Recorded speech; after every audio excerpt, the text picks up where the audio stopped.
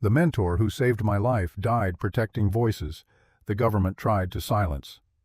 23 years later, on the same mountain where he fell, I had to choose: let his sacrifice mean nothing, or finish what killed him.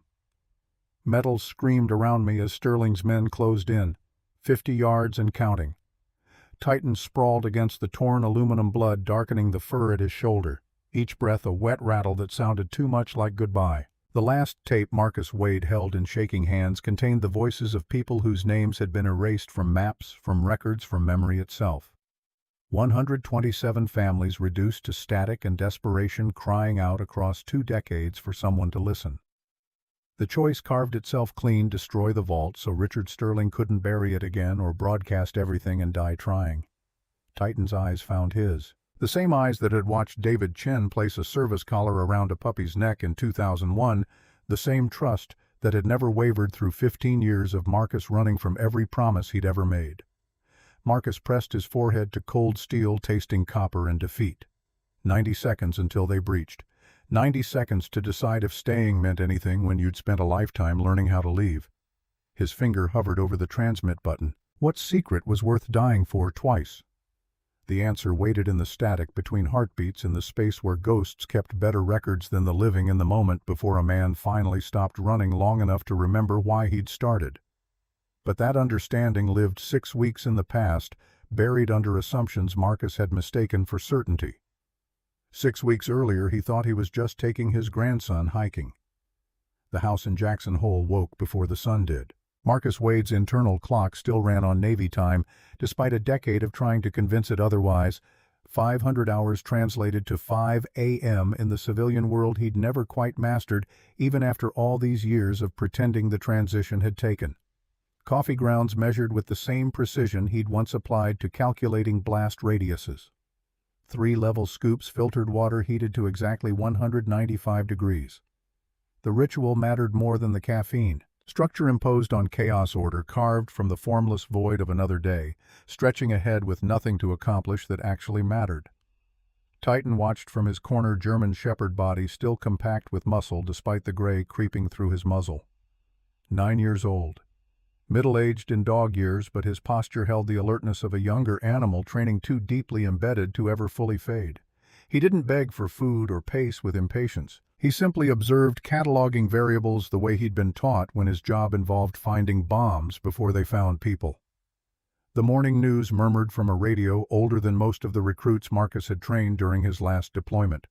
He preferred audio to screens, voices without faces, information without the performance of modern media. Stock reports, weather patterns, political theater masquerading as governance. Nothing that required his attention or invited his participation. Sunlight caught the photograph on the wall above the wood stove. 3 men in desert camouflage, Afghanistan dust clinging to their faces. Weapons held with casual competence that came from carrying them so long they became extensions of anatomy. Marcus recognized his younger self on the left, features harder, then eyes holding certainties that hadn't survived the following decade. David Chen stood center, team leader by rank and temperament, the kind of officer who led from the front because he couldn't stomach sending others where he wouldn't go first. The third figure stood slightly apart, face partially obscured by shadow and the camera's limited dynamic range. Lieutenant Richard Sterling, transfer from some stateside posting, attached to their unit for reasons no one had bothered to explain. Marcus studied that photograph every morning during his coffee ritual, though he couldn't have articulated why. Some memorials you built without permission from your conscious mind. Footsteps overhead announced Tommy's emergence from sleep. 12 years old and already moving with the heavy reluctance of someone who'd learned that days delivered more disappointment than possibility. The boy had arrived 6 months ago with a duffel bag, and the kind of silence that came from watching parents dismantle their marriage one bitter argument at a time. Sarah's texts had been brief. Need you to take him for a while. Can't explain, please. Marcus hadn't known how to parent when his own daughter was young. 23 years later, the skills hadn't materialized through absence and regret. Tommy descended the stairs with phone clutched like a talisman, thumbs already moving across the screen, navigating worlds. Marcus would never visit or understand. The boy's hair stuck up in directions that defied gravity, wearing clothes he'd slept in because the distinction between day and night had blurred into one continuous scroll through digital distraction.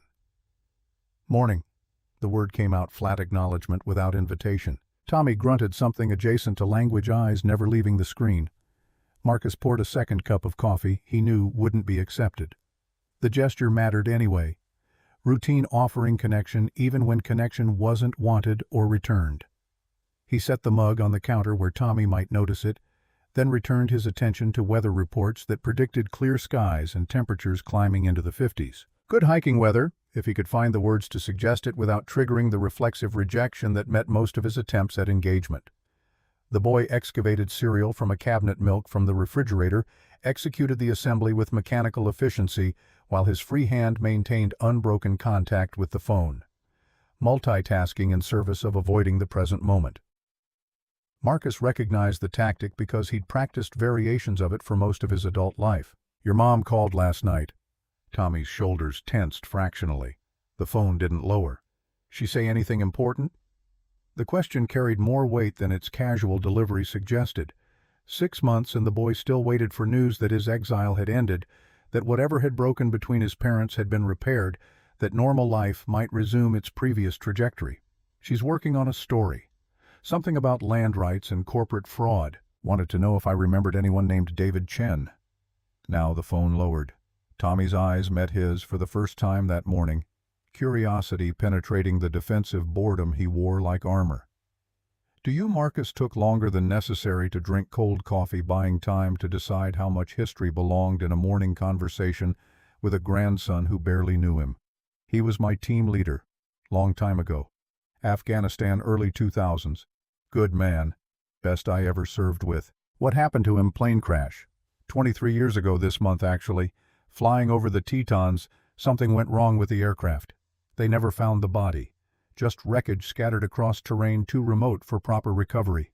The words came out smoother than they should have, rehearsed through 2 decades of repetition until the story achieved the frictionless quality of accepted truth. Marcus had stopped questioning the official narrative years ago, filed it under the category of tragic accidents that peppered military service, honored the memory, and moved forward because dwelling served no tactical purpose. But Sarah asking about David Chen after all this time scraped against something he'd carefully buried. Tommy returned to his serial phone, reclaimed moment of connection already dissolving. Marcus watched him eat and scroll, eating and scrolling, twin rituals of consumption that required no thought or presence. Kids these days with their devices living inside screens while the world happened around them unnoticed. At 12, Marcus had been working his grandfather's farm, learning to read weather patterns and soil conditions, acquiring skills that served actual purpose beyond entertainment and distraction. He caught himself before the complaint could form words. Every generation looked at the next and saw degradation, forgetting that their own parents had thought the same about them. The tools changed, but the fundamental human struggle remained constant. "Why don't you ever talk about the war?" The question arrived without warning. Tommy's eyes lifted from the phone, direct and searching in a way that made Marcus's chest tighten. He'd been asked variations of this many times over the years by Sarah when she was young, by mandatory counselors during out-processing, by well-meaning civilians who confused curiosity with understanding. The answers he'd developed were technically true while revealing nothing that mattered, because some stories hurt more in the telling than in the living. Tommy absorbed this young mind, working to parse meaning from a sentence constructed to deflect while appearing to engage. The boy's intelligence showed in moments like these, flashes of perception that suggested he understood more than he pretended. "Mom says you blame yourself for things that weren't your fault." Marcus's hand tightened around his mug. Sarah's absence from his life over the past 6 years had created distance he'd told himself was mutual, that she'd chosen to pull away as much as he'd failed to pursue connection. Hearing that she discussed him with Tommy, that she'd offered analysis of his psychology to a child who barely knew him, triggered defensiveness he immediately recognized as proof she'd struck close to accurate. "Your mom's a journalist. She specializes in finding patterns and constructing narratives. Doesn't mean she understands the whole story." "Do you?" The question landed clean. Marcus found himself, without deflection or prepared evasion, faced with the simple reality that no, he didn't understand. The whole story had spent 23 years accepting fragments and calling them complete knowledge, because examining the gaps required courage he'd exhausted in other battles. His phone vibrated against the wooden table, Sarah's name illuminating the screen. 7 a.m., her time in D.C., early for a call unless something had elevated beyond routine check-in. Marcus. Her voice carried the tight control of someone delivering information they'd rehearsed, prepared for resistance. "I need you to listen without arguing. I'm onto something with Northridge Foundation. Environmental fraud, land theft, ties to federal officials. It's big, Marcus. And it connects to David Chen." The name hung in the kitchen air, summoning ghosts Marcus had believed properly buried. "What are you talking about? David was investigating them before he died. I've seen emails, documents he compiled. He knew Northridge was using falsified environmental reports to force indigenous families off mineral-rich land. He had proof, and 3 days before his plane went down, he sent encrypted files to someone. I think that someone was you. I never received anything from David, because you weren't looking. Check your old accounts, Marcus. The Navy email you had back then, he sent you insurance, a dead man's switch, and I think people have been watching you for 23 years, making sure you never found it. Sarah, you're building conspiracy theories out of Dad died alone in that hospital because you wouldn't come home. Are you going to let them get away with killing David too?"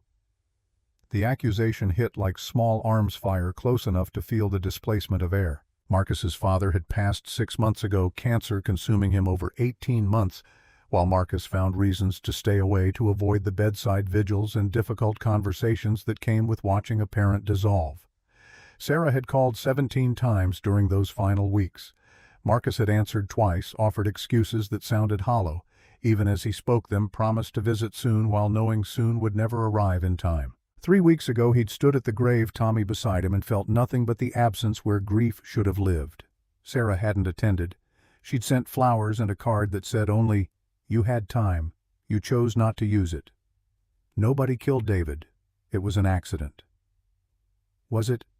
How carefully did you look? How many questions did you ask before accepting the official story and moving on?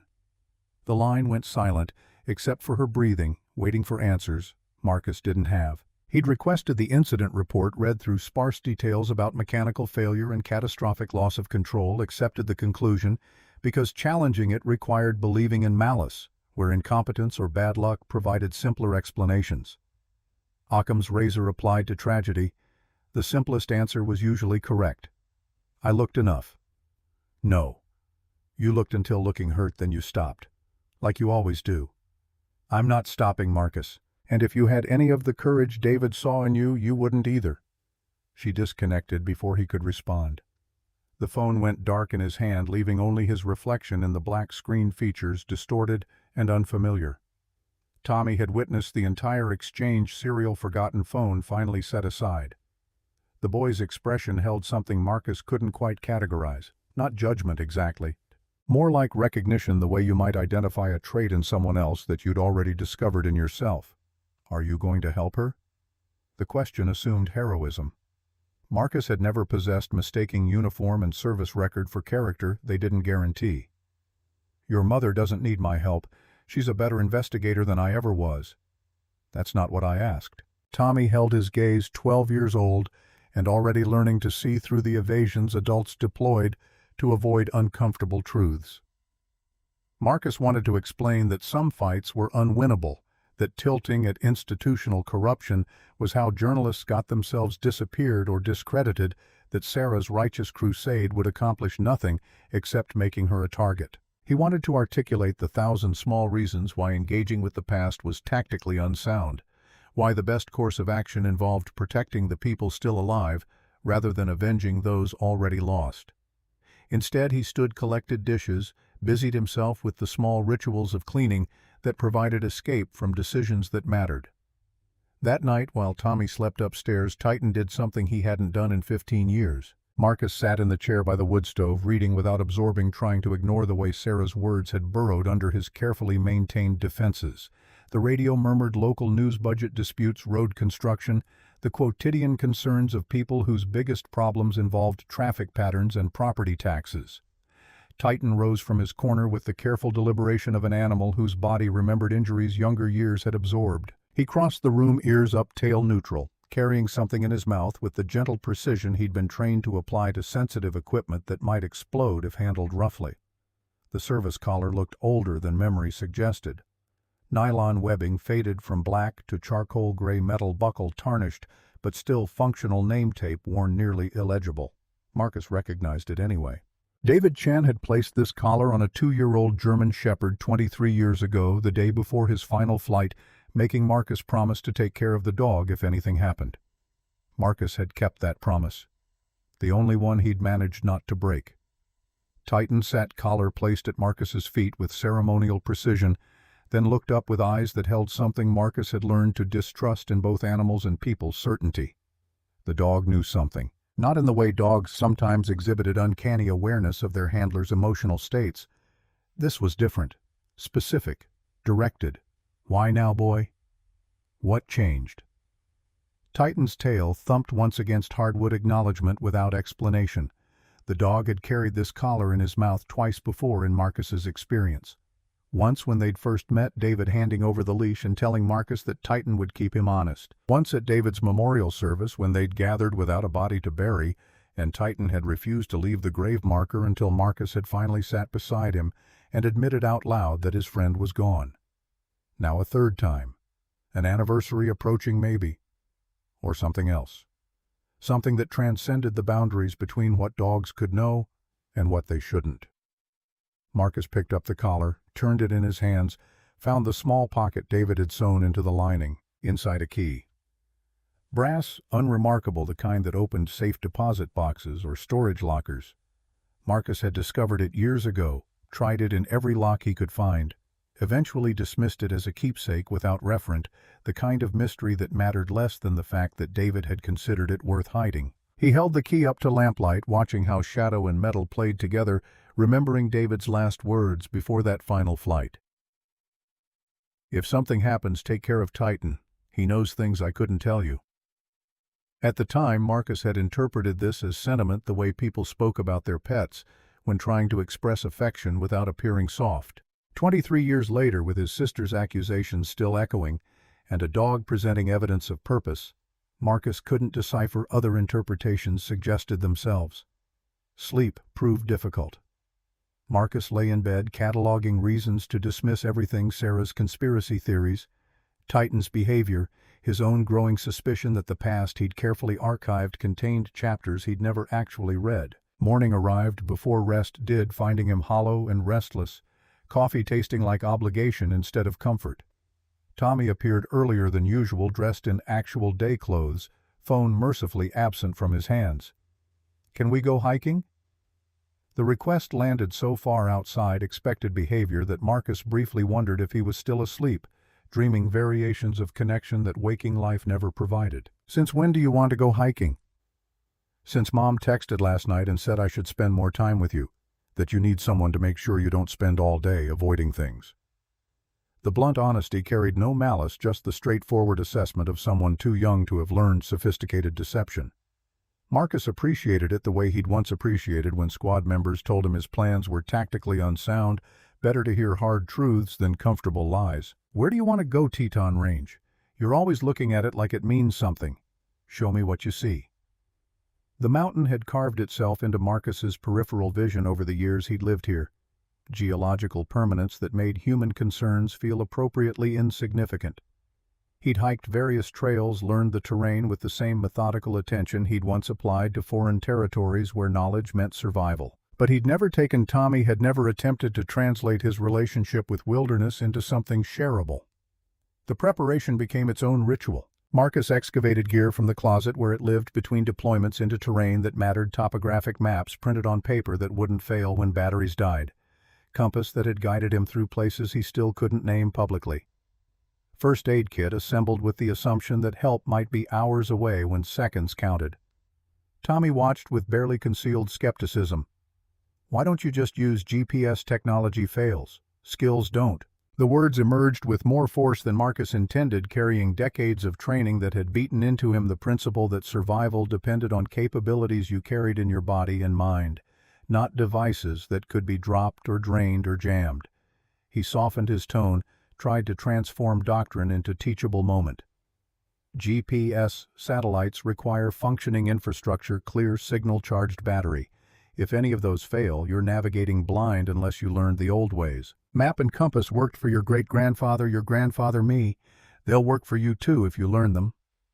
Tommy absorbed this with the careful neutrality of someone deciding whether to engage or retreat.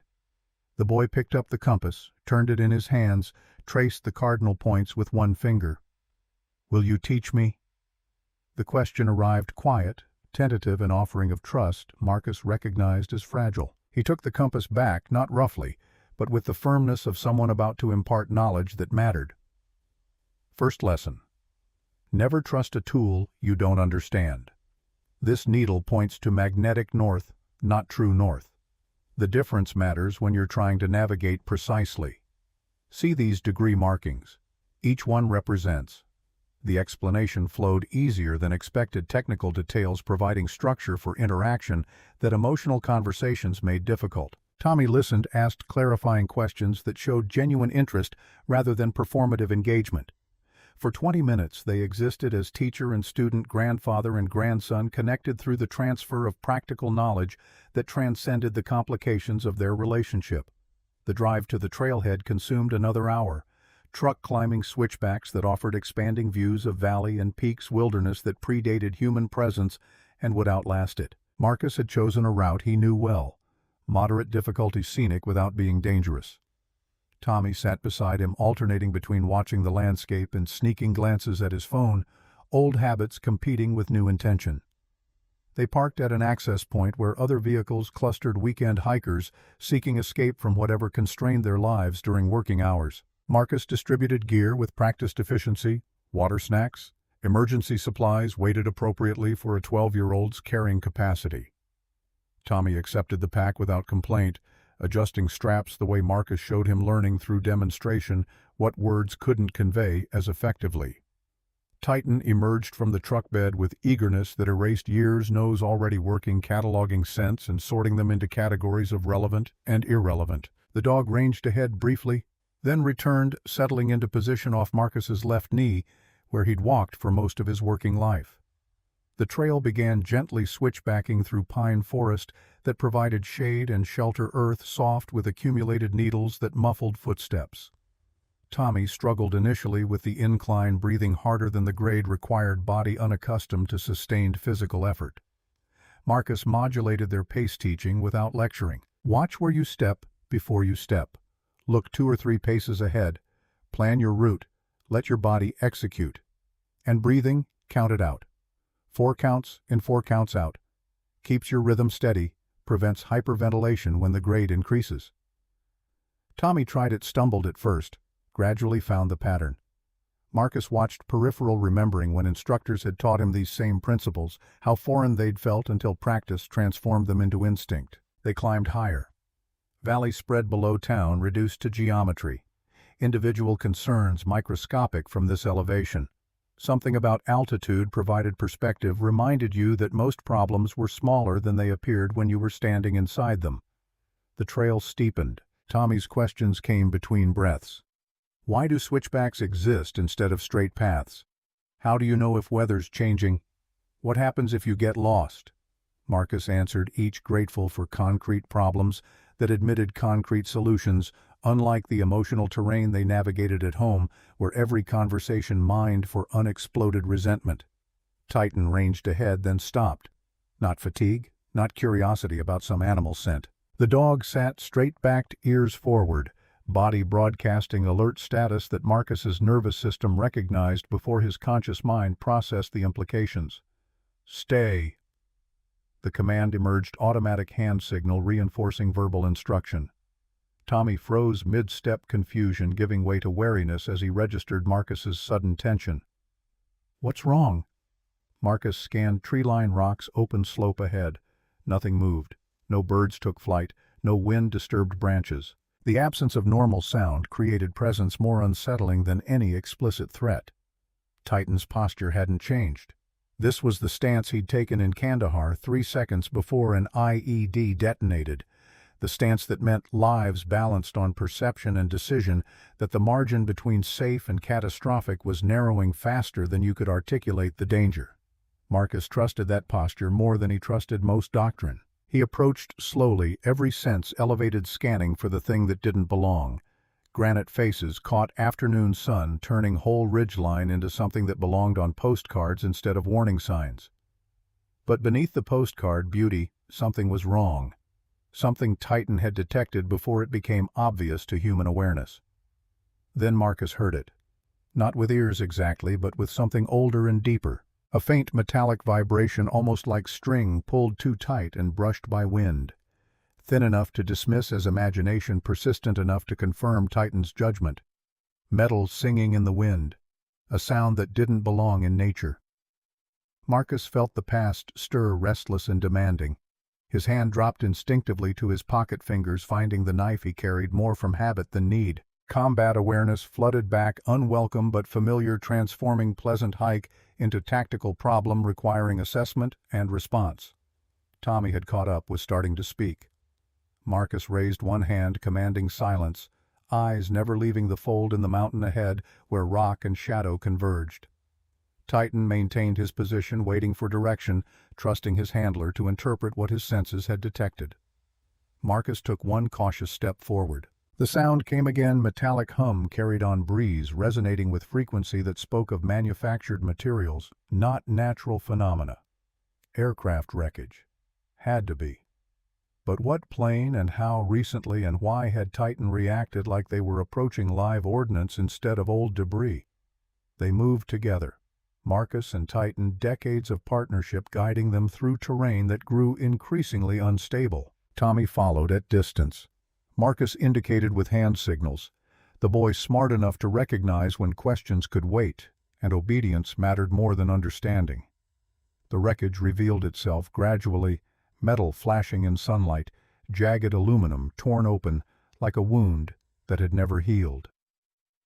Cessna 208.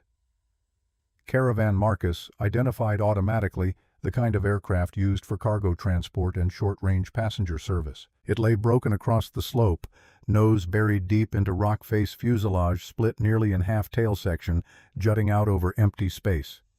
Paint had blistered and peeled, exposing raw metal beneath, scarred by time and weather. This wasn't a recent crash. Years, maybe decades, though Marcus couldn't determine precisely without closer examination. He approached the tail section, found numbers still partially legible despite weathering, N847TC. The identification hit like physical impact. Marcus stopped breathing. 23 years collapsed into a single moment of recognition that rewrote everything he'd accepted as settled history. N847TC. David Chen's aircraft. The plane that had disappeared over the Tetons in September 2001, searched for extensively, never recovered, declared lost with all evidence consumed by terrain too remote for proper investigation. Except here it was. Not consumed, not lost, just hidden by geography and inadequate search patterns, waiting for someone to look in the right place. Marcus felt the world narrow to the wreckage in front of him, and the implications radiating outward like blast damage. He'd searched this mountain for 3 months, 23 years ago, walked trails and studied maps, followed every credible lead and several desperate ones. How had he missed this? Unless he'd been looking in the wrong places. Unless someone had directed the search away from where the plane actually lay. Titan approached the wreck with measured steps, nose low, drawing air in short, precise pulls. The dog's ears flicked back once, then forward again, body language broadcasting something Marcus couldn't quite categorize. Not fear, not aggression, something closer to recognition. "You've been here before, haven't you?" The question emerged before Marcus could examine its implications. Titan had been David's dog, first had spent 2 years with him before the transfer. If David had survived the crash for any length of time, Titan would have been aboard, would have experienced the impact, the aftermath, whatever had happened in this metal tomb before rescue failed to arrive. The dog made a sound deep in his chest, something between whine and growl, acknowledgement or protest Marcus couldn't determine. Then Titan moved to the torn opening in the fuselage and sat the same alert posture, waiting for permission to proceed. Marcus turned to Tommy, who'd crept closer despite instructions to maintain distance. Young eyes wide, phone finally raised to capture what unfolded. "Stay outside. I need to check something." "What is it?" "Maybe nothing. Maybe everything." Marcus ducked through the opening, careful where he placed weight metal, groaning under distribution that challenged its compromised structural integrity. Inside, dim light filtered through gaps and tears, illuminating a space that looked less like crash site than interrupted life. Survival supplies lay arranged with deliberate care. Canned food stacked neatly, empty containers placed aside rather than scattered. Fire pit constructed from stones, ash ground thin but still visible. Safety belts cut cleanly, not torn by impact forces. Someone had been alive here. Someone had waited, survived, made rational decisions about resource management and shelter. The evidence told a story official reports had declared impossible. Near the rear bulkhead, Marcus found the iPod. Old model, first-generation shuffle, bright orange casing, scratched but intact. He pressed the power button without expectation, and impossibly, it illuminated. Battery shouldn't have lasted 23 years, even unused. Unless someone had maintained it, charged it periodically, kept it functional for reasons Marcus couldn't fathom.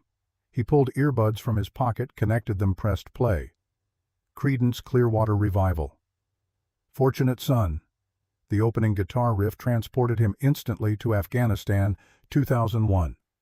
David Chen's choice soundtrack for convoy runs and downtime, music from an earlier war that had shaped David's father's generation. Next track, Rolling Stones. Paint It Black. Then The Doors, Break On Through. All Vietnam era, all David's favorites playlist that proved beyond doubt whose hands had last touched this device. Tommy had disobeyed again, was standing in the torn opening, phone raised, filming. "Grandpa, you need to see this." "The phone, it's got a weird file, just numbers and letters, doesn't match the songs." Marcus took the device, navigating menus with the awkward uncertainty of someone whose relationship with technology never evolved past basic functionality. Tommy guided him, young fingers quick and confident, locating the hidden audio file embedded in metadata most users never examined. "Don't play it yet, we should—" Marcus pressed play. Static filled his ears, then David Chen's voice, unmistakable despite 23 years and degraded recording quality. "Marcus, if you're hearing this, I'm already gone, and you're probably blaming yourself. Don't. You taught me what loyalty means. Now I need you to learn what it means to stay. Not for me, for everyone we couldn't save. And Marcus, Titan's not just a dog. He's my legacy to you. Take care of him. He'll teach you how to come home." The recording ended. Marcus stood in the broken aircraft, surrounded by evidence of survival and intention, holding a device that shouldn't have worked but did, listening to a dead man explain lessons the living hadn't learned. Tommy's phone buzzed. The boy looked at the screen, face draining color. "It's Mom. She says to get you off this mountain now, that they know you're here." Marcus pulled his own phone from his pocket. 2 bars of signal enough. He opened the camera, began photographing everything. Supplies, the iPod, the tail number, the precise arrangement of items that told their silent story. 147 photos in rapid succession, documentation that might matter if they didn't survive what came next. Titan stiffened suddenly, head snapping toward the torn opening, ears rigid. The dog's hackles rose, transformation from companion to weapon system instantaneous and complete. Through the gap, Marcus heard what Titan had detected: first engines. Multiple vehicles approaching from below, closing distance faster than casual hikers would travel. "Upload these. Now." Marcus thrust his phone at Tommy, who connected it to his own device, began the transfer using protocols and applications Marcus didn't understand but trusted. The boy's fingers moved with desperate speed, progress bar creeping forward with agonizing slowness. 89%. Then signal dropped. From below, closer now, engines growled. Not one vehicle, 3. Titan pawed at loose metal, drawing Marcus's attention to floor panel that didn't sit flush. Marcus pried it up, revealing small steel container wedged beneath compact, and sealed its surface, scarred but intact. The moment Marcus touched it, Titan backed away 2 steps and sat. The same posture, the same warning. "This matters. Handle with appropriate care. Everything depends on what you do next." Inside the container, 3 cassette tapes, hand-labeled in David's precise script. Testimony 1 to 3, September 2001. Beneath them, topographic maps with zones shaded and annotated. Beneath those, a list of 47 names Marcus didn't recognize. At the bottom, David Chen's dog tag chain, still intact, metal worn smooth by years of contact with skin and fabric. Marcus's vision blurred. The container slipped from his hands, clattering against aluminum floor, spilling its contents. He knelt, gathering pieces of the past that refused to stay buried, feeling grief and rage and guilt converge into something he had no name for. Tommy crouched beside him, 12 years old, and witnessing his grandfather fracture. Grandpa. Who was David? The question deserved better than the abbreviated history Marcus had offered over breakfast. It deserved the full truth that David Chen had been the best man Marcus ever knew. The kind of leader who made you want to be better than your own limitations, suggested possible, who'd saved Marcus's life twice, and his soul more times than that. Who'd asked Marcus to be godfather to a child that never came because David had died before building that future. Who'd trusted Marcus with more than the living ever realized, and Marcus had failed him in ways that mattered more than any tactical victory could balance. The best man I ever knew, and I let him die alone. The words came out, broken admission and accusation folded together, 23 years of carefully maintained denial collapsing under weight of evidence that demanded acknowledgement. Tommy picked up one of the cassette tapes, turned it in young hands, examining artifact from an era before his birth. What's on these Marcus didn't know. Didn't want to know. Knowing would transform comfortable grief into obligation, would demand action when he'd spent decades perfecting the art of strategic withdrawal. But Titan sat there patient and certain, holding Marcus accountable to promises made so long ago they'd fossilized into habit without meaning. Marcus gathered the tapes, the maps, the list of names, David's dog tag, placed them carefully back in the container sealed. It committed himself to carrying whatever burden it represented, because the alternative was leaving it for someone else to find or bury deeper than the mountain already had. We need to move. Now. He led Tommy out of the fuselage, Titan following all three of them, emerging into afternoon light that felt wrong after the dimness inside. Marcus scanned the slope below, couldn't see the vehicles yet but heard them clearly.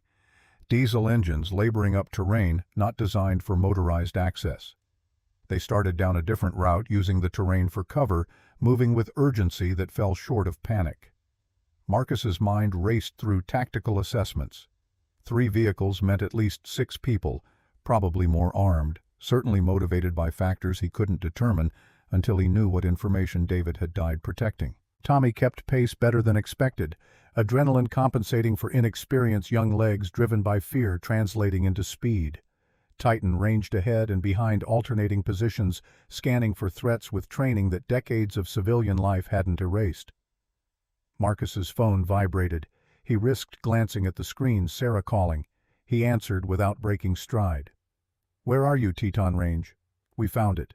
David's plane. He left. Evidence. Something. People are coming. Get to Skybridge Station. Catherine Torres. She's been maintaining a relay system David set up before he died. She'll help. But Marcus, they've been watching you for 23 years. Everyone you thought was coincidence was deliberate. Get to Catherine. Trust her. Trust no one else. The call ended before Marcus could ask questions that mattered more than answers he'd already intuited. 23 years of life reviewed through lens of surveillance and manipulation, every decision examined for the invisible hands that had guided him away from truths someone needed buried. They broke from tree cover into rocky clearing. Below, Marcus spotted the vehicles clearly now, 3 black SUVs ascending fire roads that ended a mile below their current position, men emerging with equipment that suggested professional capability rather than casual search and rescue. One figure stood apart from the others. Silver hair catching sunlight, posture broadcasting authority and entitlement in equal measure. Even from distance, even after 23 years and aging, that changed surface features. Marcus recognized Lieutenant Richard Sterling, the third man in that photograph, the shadow he'd never examined closely enough to question. Sterling raised something to his face, binoculars or radio scanned the slope systematically. When his gaze reached Marcus's position, it stopped, held, extended beyond reasonable chance, achieving certainty that transcended visual confirmation. Sterling lowered the binoculars, raised a radio, spoke words Marcus couldn't hear but understood. Through the response they triggered, men moving with coordinated purpose, fanning out, beginning ascent toward Marcus's position with practiced efficiency that spoke of training and funding that exceeded civilian resources. Tommy grabbed Marcus's arm, pulled him back toward cover. Titan pressed against Marcus's leg, low growl vibrating through contact warning and readiness compressed into sound. Marcus looked at his grandson, at his dog, at the container heavy in his pack, at the mountain that had kept David's secrets for 23 years and was now surrendering them whether Marcus was ready or not. Below, Sterling's voice carried on thin air, amplified by electronics offering words designed to sound reasonable. "Marcus Wade, we know you found it. Let's talk. For old time's sake." For old time's sake. As if their shared history hadn't been erased the moment Sterling had chosen to bury truth instead of protecting it. Marcus took one last look at the wreckage visible through trees at the place where David Chen had died or survived, or something more complicated than official narratives admitted. He touched the dog tag in his pocket, felt its familiar weight, understood finally what David had meant about legacy and teaching and coming home. Some missions didn't end when you left the battlefield. They waited patiently for you to grow strong enough to finish what you'd started. Marcus turned to Tommy, voice steady despite everything collapsing and reconstructing simultaneously. "Time to learn the most important skill I can teach you." "What's that?" "How to stay when every instinct tells you to run." They moved deeper into the mountain Titan, leading 3 generations bound by obligation they hadn't chosen, but would honor because some promises transcended the people who made them, echoing forward through time, until someone finally proved brave enough to listen. The north face offered cover. Sterling's men couldn't penetrate without exposing themselves to terrain that punished carelessness. Marcus drove Tommy and Titan upward through granite seams that required hands as much as feet, routes he'd scouted during years of hiking that suddenly revealed their tactical value. The boy climbed with surprising competence, once fear converted to focus, young muscles, adapting to vertical challenge faster than Marcus's aging joints appreciated. Titan bounded ahead despite the grade-finding purchase where smooth rock suggested impossibility, demonstrating why working dogs survived environments that broke lesser animals. The shepherd paused at a shelf 20 feet up, circled once to confirm the position, then sat facing downslope sentry duty without being ordered. Instinct reasserting itself when circumstances demanded. Marcus hauled himself onto the shelf, reached down to grip Tommy's wrist, pulled the boy up the final stretch. They pressed against stone still warm from afternoon sun, breathing hard, watching the clearing below where Sterling's men organized their pursuit with military efficiency that confirmed Marcus's assessment of their background and funding. "Your phone. Give it to me." Tommy hesitated, the device clutched like a lifeline to a world that made sense, where problems could be solved by swiping and tapping instead of climbing and hiding. "Now, Tommy." The boy surrendered it. Marcus powered both phones down, completely removed batteries where possible, wrapped them in the emergency blanket from his pack, thin protection against thermal imaging, but better than broadcasting their location through active electronics. He'd learned in Afghanistan that technology was a traitor when the enemy possessed equivalent or superior capability. How did they find us so fast? The question contained accusations. Tommy was too young to articulate that his grandfather had led them into danger through incompetence or conspiracy that the safe hiking trip promised had mutated into something requiring skills the boy didn't possess, and terror he shouldn't have to manage. They've been watching. Not just today. Years, probably. Waiting for me to do exactly what I did, find what David left behind. Why didn't you know? Because I spent 23 years not looking. Easier to accept the official story than question who wrote it and why.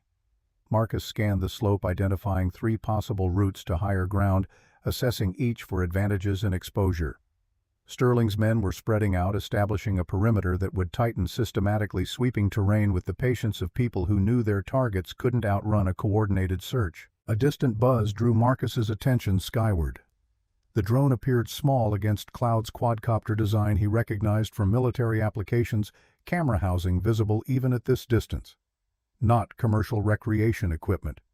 Military-grade surveillance, the kind that required federal authorization or black market connections most civilians couldn't access.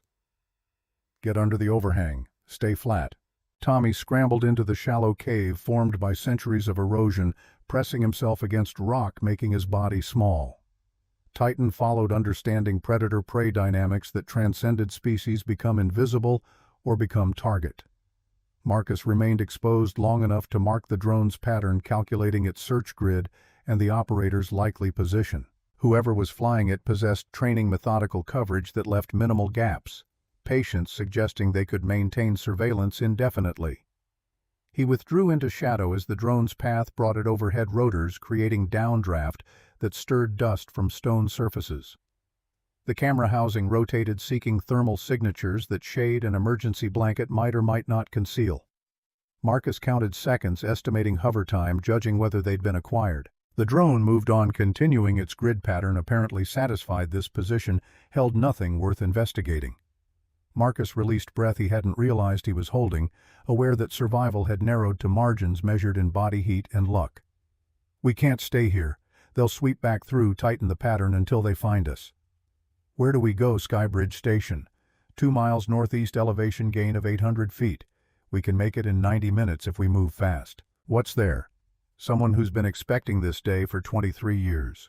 Marcus pulled the map from his pack, orienting it to terrain visible through the cave opening, tracing the route with one finger while Tommy watched. The path existed mostly in theory, game trails and rock scrambles that connected into something resembling a passage, if you possess the optimism to believe nature designed routes instead of obstacles. "Can you make it?" The boy's face set with determination that reminded Marcus uncomfortably of Sarah at that age, refusing to acknowledge limitations, insisting she could match her father's capabilities through will alone. Pride and terror competed in Tommy's expression, neither quite winning. "I'll try. Trying's not enough. Either you can, or we find another way." "I can." The certainty sounded manufactured, but Marcus recognized the foundation underneath. Not confidence in ability, but refusal to be the reason they failed. Close enough to work with. They moved laterally along the cliff face, traversing rather than ascending, conserving energy while maintaining altitude advantage.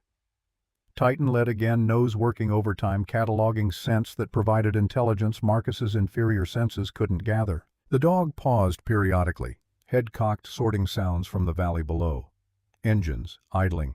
Radio chatter too distant for human hearing, the acoustic signature of organized manhunt.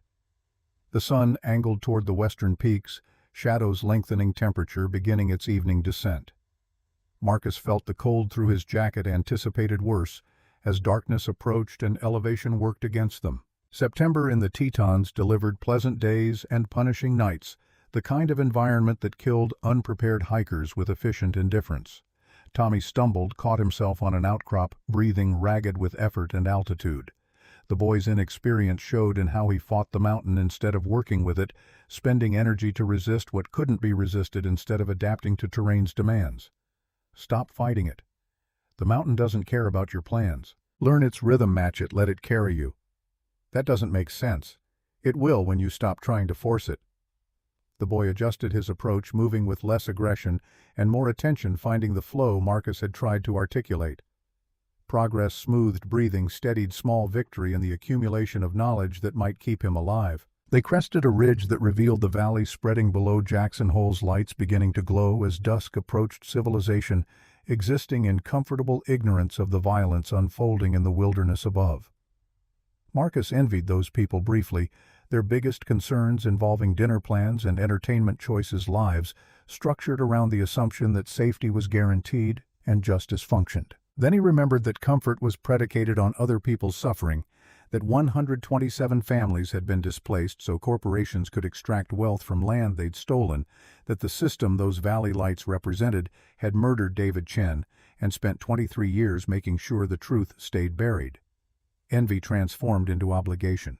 Someone had to care about the voices those lights drowned out. The terrain shifted from exposed rock to scrub pine, providing cover as they descended into a saddle between peaks. Titan's posture changed, alert, softening into something approaching normal, suggesting they'd created enough distance that immediate pursuit had lost their trail. Marcus allowed himself to check the time, 40 minutes since they'd left the crash site. Sterling's men would be expanding their search radius, frustrated by quarry that had evaporated despite superior numbers and equipment. Frustration would breed mistakes, desperation would compromise judgment advantages. Marcus intended to exploit if opportunity presented. Tommy collapsed against a boulder, legs trembling with exhaustion, hands scratched from numerous catches against rock. The boy's breathing came harsh on the edge of hyperventilation, body demanding rest it couldn't safely have. Drink water, small sips, don't gulp, and eat something, energy bar, trail mix, anything with sugar and salt. I'm not hungry. Doesn't matter. Your body needs fuel. Eat now or collapse later. Tommy complied, mechanically chewing without tasting, drinking without satisfaction, performing maintenance on flesh that had become obstacle to survival. Marcus monitored him with peripheral attention, the rest of his awareness cataloging sounds and shadows, waiting for the indication that safety was illusion and pursuit had resumed. Titan's ears rotated toward a stand of pine 50 yards distant. The dog's posture held question rather than alarm, curiosity about something unexpected but not necessarily threatening. Marcus followed the dog's gaze, saw nothing initially, then caught movement, deliberate rather than natural human shape separating from shadow. His hand found the knife, inadequate weapon against firearms but better than empty hands. The figure emerged slowly, hands visible and empty, telegraphing non-aggression through posture and pace. Woman. Late 60s. Weathered skin suggesting decades of mountain exposure. Silver hair pulled back in a practical knot that had given up fighting wind and time. She wore hiking gear that showed use rather than fashion boots that had covered serious miles, expression that assessed Marcus with the same careful attention he was applying to her. Marcus weighed. Took you long enough to find your way here. Her voice carried the dry amusement of someone who'd predicted this encounter years ago and had been proven correct. She approached within conversational distance, stopped, studied him with eyes that missed nothing. Catherine Torres. The same. Your sister called 2 hours ago, said you'd probably need help before you realized you needed help. Sarah knows you well. How did you know where we'd be? Because David mapped every approach to Skybridge when he set up the relay system. He knew if anyone came looking for the vault, they'd have to reach me eventually. Only 3 routes make tactical sense. I've been watching all of them since Sarah called. Marcus processed this fitting new information into patterns that kept expanding beyond comfortable boundaries. David had planned for contingencies years in advance, arranging pieces on a board Marcus hadn't known existed, trusting people like Catherine to maintain positions until the game required their activation. They're hunting us. Sterling brought at least 6 men, professional capability, military-grade drone. I know. I've been tracking their communications. They're using encrypted tactical radios, but I have equipment from David's old intelligence contacts. Not everything, but enough to know they're frustrated and getting sloppy. Tommy had found his feet, was staring at Catherine with the suspicion of someone whose trust had been repeatedly violated by adults who claimed to have his interests prioritized. How do we know you're not with them? Catherine smiled, expression carrying approval for the question's skepticism. You don't. You take it on faith, same way David did when he showed up here in 2001 asking me to maintain equipment I didn't understand for reasons he couldn't fully explain. Sometimes you have to trust people, because the alternative is trusting no one, and that path leads nowhere worth reaching. Why did you help him? My husband was Shoshone. His family lost everything when Northridge falsified those environmental reports, claimed the water was poisoned when the only poison was greed. Thomas died in 2003, cancer that looked natural until you examined which chemicals he'd been exposed to, which reports had been buried, which officials had been paid to look elsewhere. David was the first person who listened when I said my husband was murdered. He promised he'd make sure the truth survived, even if he didn't. Marcus felt the weight of that promise, recognized the architecture of obligation. David had constructed a network of people bound by grief and purpose, positioned to activate when circumstances demanded, patient as stone and just as unyielding. The relay system. Sarah mentioned it. What exactly did David build? Catherine gestured toward higher ground direction Marcus had been navigating toward instinctively. Skybridge Station was a weather monitoring facility built in '67, decommissioned in '98 when they moved operations to automated systems. I stayed on as caretaker, maintained the building and equipment out of pocket because it was home and I had nowhere else to be. When David came in 2001, he saw potential I hadn't recognized. Isolated location, existing power infrastructure, communication arrays already in place. He upgraded everything, installed backup systems, set up automated protocols. If someone activated the beacon by opening the vault, The relay would broadcast stored audio across 3 frequency ranges: emergency weather band aviation amateur radio, 200-mile radius enough to reach every town in the valley and half of Idaho. Marcus's tactical mind appreciated the elegance. David hadn't relied on a single point of failure or hoped someone would listen to his evidence. He'd engineered a system that would force attention, making silence impossible once activated. The beacon in the vault. I touched it, felt it vibrate. Did that trigger the relay? Catherine pulled a handheld device from her jacket screen displaying data Marcus couldn't interpret. Triggered and broadcasting. Started 40 minutes ago. Every emergency radio in the region is picking up the first 3 recordings, testimonies from families forced off their land, medical reports that contradict official environmental assessments, financial documents showing illegal mineral rights transfers. People are listening, Marcus. Police scanners, amateur radio operators, pilots flying overhead. The secret David died protecting is becoming public knowledge faster than Sterling can suppress it. Tommy's eyes widened, connecting implications that reframed everything that had happened. So we already won. Catherine's expression shifted approval, mixing with something darker. We started winning. Different thing entirely. Sterling and whoever's backing him have resources we can't match. Lawyers, judges, media connections, law enforcement. They'll work to discredit the evidence, claim it's fabricated or taken out of context, bury it under complexity and procedure until people lose interest. Our advantage is narrow and temporary. We need to leverage it before they close the gap. What do you need from us? Catherine looked at Marcus directly, measuring him against some internal standard, apparently satisfied with what she found. The main vault.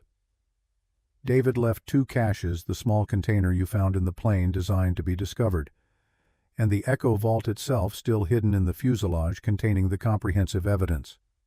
Recordings, documents, photographs, everything needed to prove systematic fraud and murder spanning decades. I need you to retrieve it and bring it here. The relay system can broadcast the tapes, but the physical evidence needs to reach authorities who aren't compromised. I have contacts people Sarah's been cultivating, but they need documents they can authenticate and submit to courts. Marcus had suspected as much, recognized the pattern of David's planning, layers of contingency, nothing depending on a single action or person, building redundancy into every aspect of the operation. Sterling's between us and the crash site. Getting back there means going through his perimeter. Not through, around. I know these mountains better than any weekend warrior with tactical gear and GPS dependency. There's an approach from the east that connects to the fuselage through a crevice system most people don't know exists. Tight fit, may be uncomfortable for someone your size, but accessible.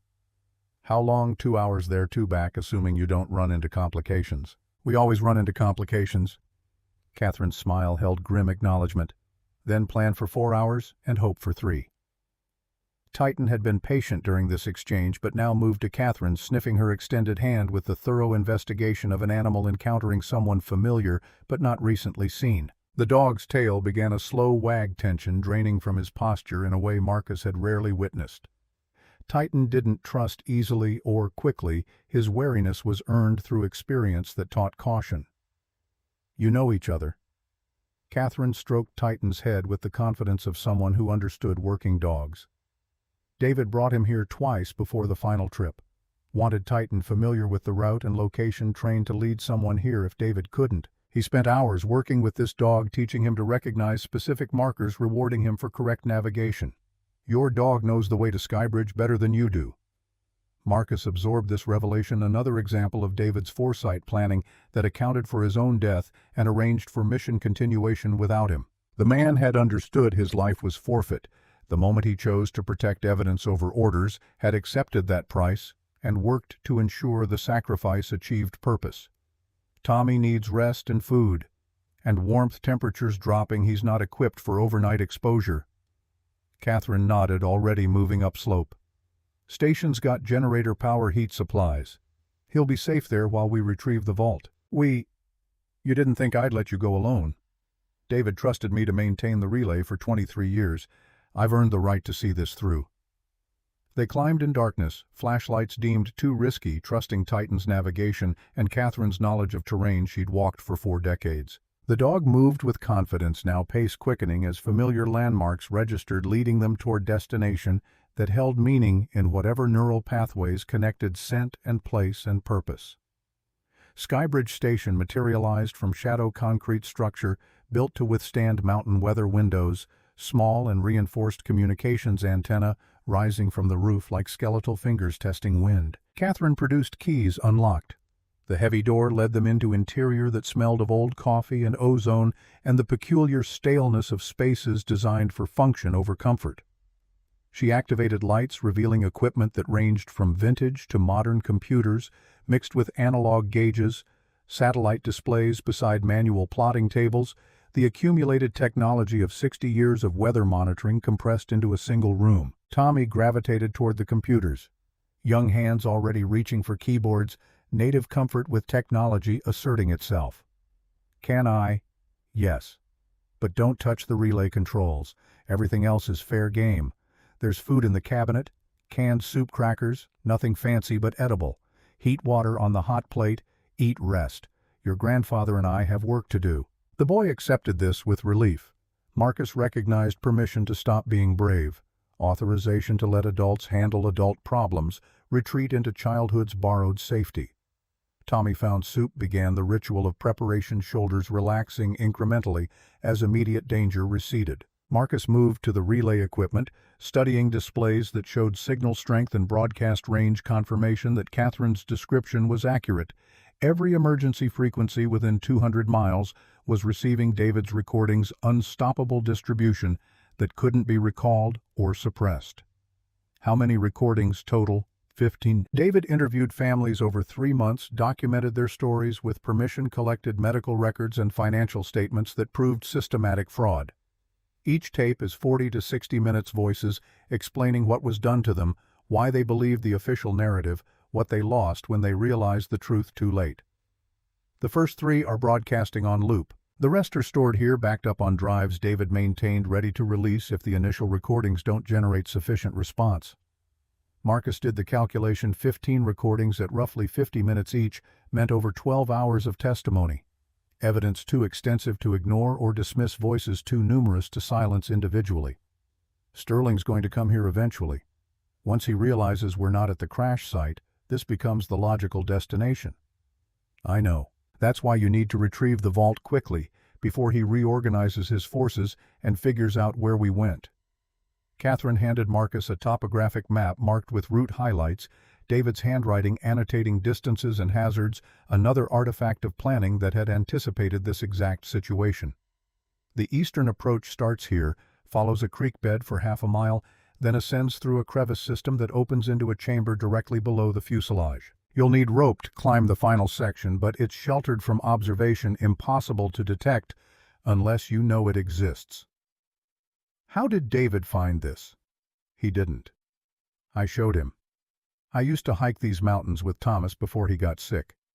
We found that route by accident, thought it was just an interesting geological feature. David recognized its tactical value, immediately hidden access to a location everyone would assume had only one approach. Marcus studied the map, committing details to memory, calculating time and difficulty, acknowledging that 4 hours was optimistic and 6 hours more realistic, assuming no complications beyond terrain and darkness. Titan goes with you. He knows the route, and you'll need his senses where yours are inadequate. I can't leave Tommy unprotected. Catherine produced a shotgun from behind a filing cabinet, checked the action with practiced familiarity. Remington 8.70 gauge loaded with buckshot. I know how to use it, and more importantly, I'm willing to. Your grandson will be safer here with me than stumbling through crevices in the dark. Marcus wanted to argue, found no logical foundation for objection, recognized that Catherine Torres was exactly what she appeared to be, David Chen's carefully chosen ally, positioned and prepared, capable and committed. Trusting her meant honoring David's judgment, believing that the man who'd saved Marcus's life twice had also understood who could be trusted with completing his mission. 4 hours. If I'm not back by then, I send Tommy down the mountain with the recordings that are already public and pray you bought us enough time. Marcus turned to his grandson, who'd finished eating and was exploring the computer systems with the careful curiosity of someone trying to understand adult complications through technological interface. Tommy, look at me. The boy turned eyes shadowed with exhaustion and fear and something approaching understanding. I need to go back for something David left. Mrs. Torres will keep you safe while I'm gone. If something happens if I don't return, you do exactly what she tells you. Understand? What if something happens to both of you? Then you remember that you're Sarah Wade's son and Marcus Wade's grandson, and you figure it out the way we would. Tommy processed this young face struggling with implications that 12 years hadn't prepared him to handle. I'm scared. Good. Fear keeps you alert. It's when you stop being scared that you make fatal mistakes. Marcus gripped the boy's shoulder, brief contact, conveying what words couldn't articulate: pride and concern and apology for dragging a child into situations that adults struggled to navigate. Then he collected his pack, checked the map one final time, whistled for Titan, and stepped back into darkness that held answers. David Chen had died protecting. The descent matched Catherine's description: creek bed transition to crevice system. Rock walls pressing close enough to scrape shoulders, demanding trust that the passage would continue when every instinct insisted it terminated ahead. Titan navigated confidently, pausing at decision points, choosing routes with certainty that suggested memory rather than exploration. Marcus followed flashlight beam revealing geology that predated human presence by millennia: striations, recording pressure and time, indifferent chronicle of forces that ground mountains into sand and raised ocean floors into peaks. The crevice widened into a chamber.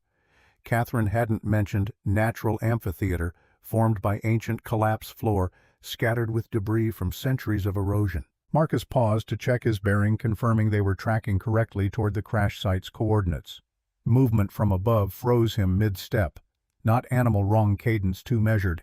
Human descending from the chamber's upper reaches, flashlight beam cutting through darkness to pin Marcus in sudden illumination. Hands where I can see them, real slow. The voice carried authority without aggression. Professional detachment of someone executing procedure rather than expressing emotion. Marcus raised his hands carefully, squinting against light that destroyed his night vision, identifying threat level and tactical options simultaneously. The figure descended another 10 feet, details resolving from Shadow Man in his late 40s, tactical gear suggesting military or law enforcement background, rifle held with competent familiarity but not aimed directly at Marcus. Posture suggested alertness without commitment, waiting for Marcus to determine whether this ended verbally or violently. Marcus Wade. That's right, I'm James Cole. Used to work for Sterling's security contractor Blackwood Solutions. Your sister Sarah sent me. Marcus processed this claim, evaluating credibility, searching for tells that would indicate deception.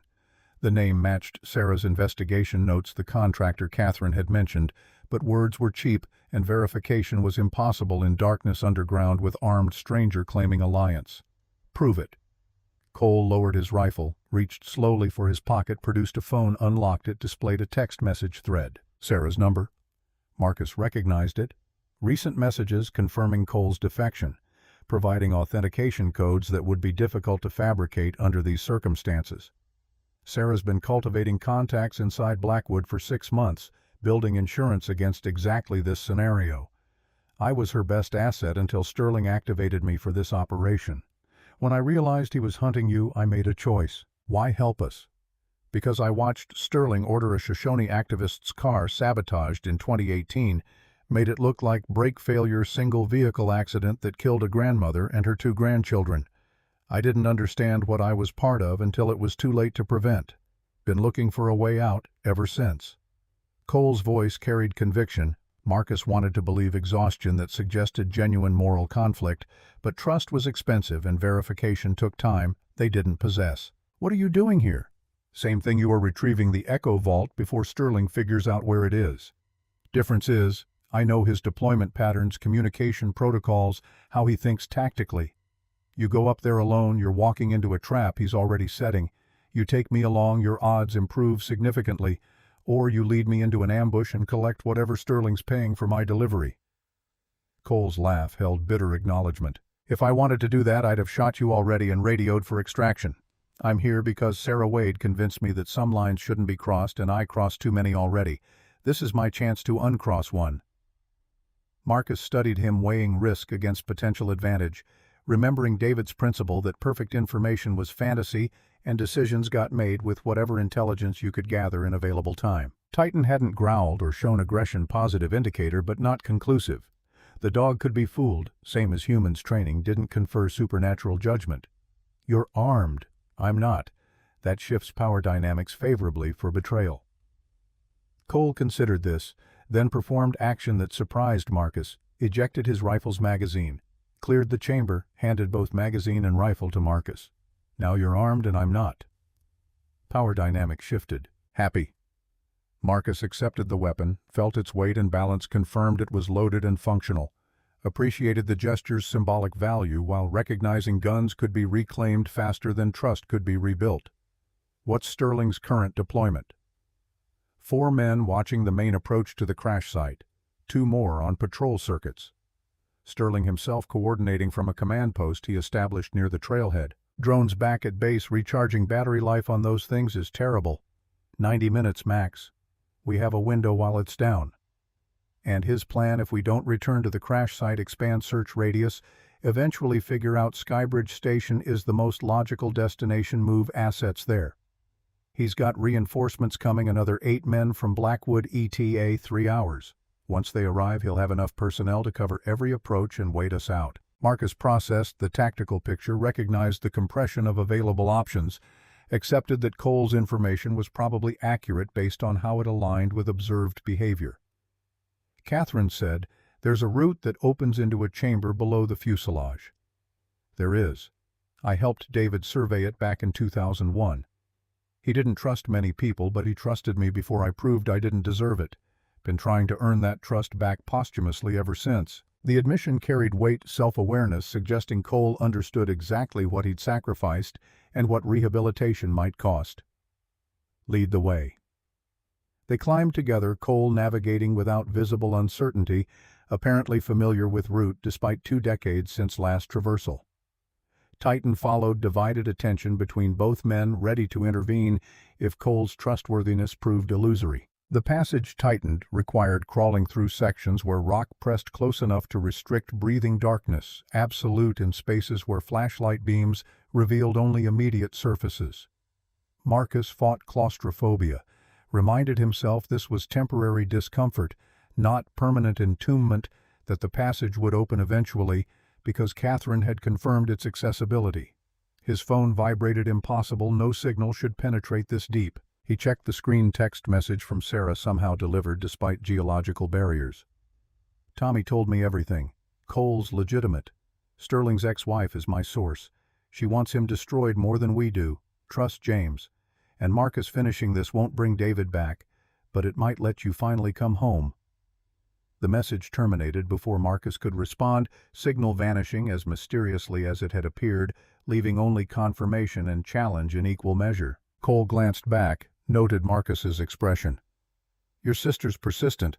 It's terrifying and admirable in equal measure. Family trait. The chamber opened ahead, vertical shaft rising toward faint luminescence, moonlight filtering through gaps in the fuselage above natural skylight that proved Catherine's description accurate. Rope dangled from above, secured to some anchor point. Marcus couldn't see invitation or trap, depending on who had placed it. That rope wasn't there in 2001. Cole examined it, testing tension and security. David's work. He set this up as emergency exit if the main approach became compromised. Man thought of everything except how to survive his own contingency planning. They climbed, Marcus' first weapon slung across his back, trusting rope and anchor point because alternatives involved retreat or resignation. Hand over hand, feet finding purchase against rock face, muscles burning with effort and altitude, and age that made simple tasks incrementally harder. He emerged into the fuselage interior, familiar territory from earlier exploration, but transformed by darkness and urgency, shadows making ordinary shapes ominous. Cole followed, moving with practiced efficiency, immediately scanning for threats before relaxing fractionally. Titan bounded up last, demonstrating climbing ability that seemed to violate canine physiology, joining them inside the broken aircraft that had become tomb and archive simultaneously. Echo vaults forward behind the cockpit bulkhead. David welded it to the frame so it couldn't be removed without cutting equipment Sterling's men probably don't have with them. Marcus navigated debris toward cockpit. Found the bulkhead, discovered the vault exactly where Cole had described, steel container larger than the one he'd found earlier, secured with welds that had fused metal to aircraft frame. David's final assurance that evidence would survive attempts at removal. How do we get it out? Cole produced a compact cutting torch from his pack, military-grade equipment that suggested his defection had included liberating useful assets. Thermite lance. Cuts through steel like it's butter. Burns hot enough that you can't stop it once it starts. No water or suppressant works. We cut the welds, extract the vault seal, it back up. Sterling never knows it was compromised. He activated the torch flame, igniting with blue-white intensity that hurt to observe. Directly began cutting with precision that spoke of practice and skill. Metal glowed, parted welds dissolving under thermal assault that rendered barriers temporarily irrelevant. The Echo Vault came free, heavier than its dimensions suggested, dense with documentation and recordings that represented hundreds of hours of work. David's final months compressed into physical evidence designed to outlast whatever silenced him. Marcus gripped one handle, Cole the other, lifting in coordination, redistributing weight until carrying became manageable. Titan led toward the rope, apparently understanding their objective without instruction, demonstrating intelligence that exceeded training, suggesting something closer to comprehension. A voice from the crevice below stopped them cold. "James Cole, you traitorous piece of shit. I should have known you'd flip." Sterling's voice, amplified by stone walls carrying from position that blocked their escape route, tactical advantage achieved through patience and prediction. Cole's expression shifted, guilt and resignation competing. "I'm sorry. I didn't lead him here, but he tracked me anyway. Should have anticipated he'd have surveillance on anyone he didn't completely trust." Marcus lowered the vault, mind racing through options that ranged from bad to catastrophic, searching for the gap between impossible and merely unlikely that combat had taught him to exploit. Sterling continued, voice professionally pleasant. "Marcus, you're holding something that belongs to my organization. We're authorized to recover it by any means necessary. You can surrender it now, or we can extract it from whatever remains after we're done. Your choice, but choose quickly. My patience has limits." Titan growled low, positioning himself between Marcus and the crevice, fur-raised teeth, visible transformation from companion to weapon, nearly complete. "Tommy's safe with Catherine. Even if we don't survive this, the relay's broadcasting evidence is public. Sterling's already lost, he just hasn't accepted it yet." Cole spoke quietly. Tactical assessment delivered without hope or despair, simple acknowledgement of facts. Then we make sure the loss costs him everything he values. Marcus reached for his pack. Found the emergency flare Catherine had mentioned, road flare designed for signaling, bright enough to see for miles, burning hot enough to ignite clothing and flesh. "Going to need you to trust me on something crazy." Cole's expression suggested crazy was the only option remaining that hadn't been exhausted.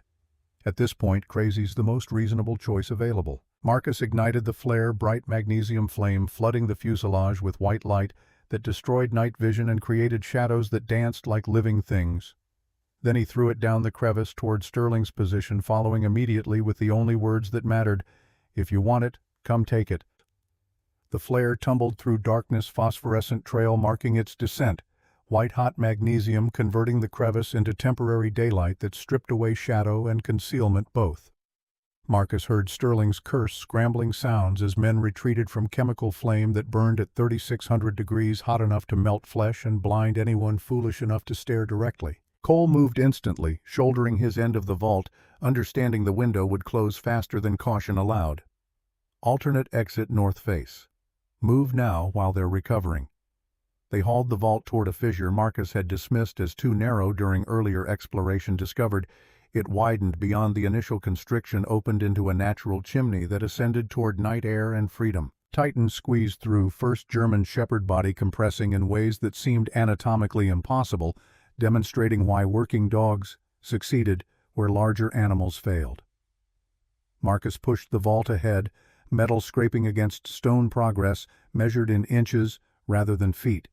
Every sound amplified by enclosed space until stealth became fantasy and speed became the only viable tactic. Behind them, Sterling's voice carried up through the crevice, fury barely controlled. "Seal both exits. They're rats in a pipe. We just need patience." Cole grunted with effort, muscles straining against weight and angle. "He's not wrong. We're committed to this passage now. Can't reverse course without abandoning the vault." Then we go forward until forward stops working. The chimney steepened, required bracing against opposing walls, feet and back working in opposition techniques. Marcus remembered from training exercises that had seemed pointless until circumstances proved their necessity. The vault threatened to slip repeatedly, gravity asserting claims that muscle and friction disputed contest, that exhaustion would eventually settle in physics' favor. Titan barked from above, sharp sound that meant arrival or warning. Marcus couldn't determine which, until his head cleared the chimney opening and cool air hit his face, revealing they'd emerged onto a ledge 40 feet above their entry point. Sterling's position, now below and behind tactical advantage, reversed through geological accident. Cole appeared seconds later, vault secured between them both. Men breathing hard, aware that momentary safety was temporary, and pursuit would adapt faster than their lead could expand. How far to Skybridge? Mile and a half, mostly downhill terrains exposed in sections. Sterling's men will have night vision, thermal optics, everything we don't. We're targets in a shooting gallery unless we're creative. Marcus scanned the landscape, identifying routes that offered concealment versus speed, calculating which mattered more when enemies possessed technological superiority and numerical advantage. Creek bed to the north. Runs cold from snowmelt. Thermal signature will be harder to track if we're wading through water. Your grandson's waiting at Skybridge. You want to show up hypothermic? Better hypothermic than dead. They descended toward the creek, vault between them growing heavier with each step, arms burning, shoulders protesting distribution that exceeded comfortable limits. Titan ranged ahead, nose working continuously, providing early warning system that technology couldn't match for detecting ambush or predator. The water hit like liquid ice fed by glaciers that refused to acknowledge September's nominal warmth temperature that could kill through exposure if they stayed immersed too long. Marcus felt his feet go numb almost immediately, legs following within minutes, body heat leaching into water that had no interest in his survival. Cole's teeth began chattering, jaw clenched against cold that bypassed clothing and willpower both. How long can we sustain this? Long enough to reach the confluence. Creek meets another stream half a mile ahead, splits into 3 channels. They'll have to guess which route we took, divides their tracking resources, assuming we're still conscious when we get there. Marcus didn't respond, conserving energy for movement, acknowledging that Cole's concern was valid but irrelevant. They'd chosen this path and would endure its consequences or fail trying. Titan splashed alongside, apparently unbothered by cold that punished humans. Germanic heritage adapted to climates where winter killed the unprepared. The dog's presence provided reassurance that transcended tactical value, reminder that loyalty operated independently of comfort or safety. Voices carried on night air. Sterling's men coordinating search patterns, professional communication that suggested military discipline and practiced teamwork. Marcus counted distinct speakers, estimated at least 4 active pursuers, confirmed they were outnumbered and outgunned, but not yet outmaneuvered. The confluence appeared ahead, exactly where Cole had predicted, 3 channels splitting into different elevations and directions, natural decision point that would force Sterling's forces to divide attention or choose incorrectly. Middle channel. It's the obvious choice, which means they'll expect us to avoid it. Sometimes obvious works because people overthink. Cole's tactical reasoning matched Marcus's training, recognized that deception worked both ways, and the best hiding places were often in plain sight. They followed the middle channel, water shallowing as they gained elevation, allowing them to emerge onto banks where sensation began returning to extremities, painful process that confirmed circulation hadn't been permanently compromised. Movement through trees resumed, vault's weight now agonizing rather than merely difficult, shoulders abraded where canvas straps had worn through jacket fabric, muscles trembling with fatigue that simple rest wouldn't remedy. Marcus pushed through threshold after threshold where stopping seemed reasonable, discovering reserves he'd forgotten he possessed, drawing on accounts built through decades of training that had insisted limits were suggestions rather than boundaries. Skybridge Station's lights appeared through pine cover, warm glow that promised shelter and temporary safety. Illusion that circumstances wouldn't honor, but Marcus welcomed anyway. Catherine met them at the door, shotgun visible but not raised, assessment sweeping across both men and the vault they carried. "You look like drowned rats. Get inside before hypothermia turns that observation literal." The station's heat felt violent after prolonged cold, skin burning, as blood vessels dilated, sensation returning in waves that bordered on painful. Marcus lowered his end of the vault joints, protesting, discovering his hands had locked around the handle and required conscious effort to release. Tommy appeared from the computer station, relief and fear competing in his expression. "You're bleeding." Marcus glanced down. Discovered his grandson was correct. Jacket torn in multiple places. Fabric darkened where rock had scraped skin deep enough to draw blood, injuries he hadn't registered during the climb because adrenaline was effective anesthetic until it wore off. Later. Right now, we need to secure the vault and prepare for Sterling's arrival. Catherine already had the vault on a wheeled cart, moving it toward equipment racks with practiced efficiency. "I've been monitoring their communications. Sterling knows you're here. He's repositioning his forces. Expects to have the station surrounded within 30 minutes. Reinforcements from Blackwood Solutions are closer than anticipated. Diverted helicopter from another operation ETA, 45 minutes. How many total? 12 men once reinforcements arrive, plus Sterling himself. All armed, all trained, all willing to use lethal force if that's what containment requires." Cole checked his weapon. Discovered the magazine Marcus had returned was nearly empty. "I've got maybe 10 rounds. Against 12 shooters in defensive positions, those odds don't calculate favorably. We're not trying to win a firefight. We're buying time for the relay to finish broadcasting all 15 recordings. Once that's complete, evidence is distributed beyond Sterling's ability to suppress. He loses regardless of what happens to us." Catherine pulled up a display showing broadcast progress digital timeline that marked hours completed versus hours remaining. 7 recordings broadcast so far, 8 more queued. Each runs approximately 50 minutes. We need another 6 hours 40 minutes to complete the full transmission. Marcus did the math. Recognized the gap between time available and time required, understood that Sterling wouldn't grant them 6 hours when 30 minutes of pressure would probably break their position. Can we accelerate the broadcast? Compress? The files increase transmission speed, not without degrading audio quality to the point where testimony becomes unintelligible. These are analog tapes converted to digital, already at the edge of acceptable fidelity. Any more compression and we lose the voices entirely. Tommy had been listening, processing adult complications with the careful attention of someone learning survival, depended on understanding rather than trusting. What if we stream it?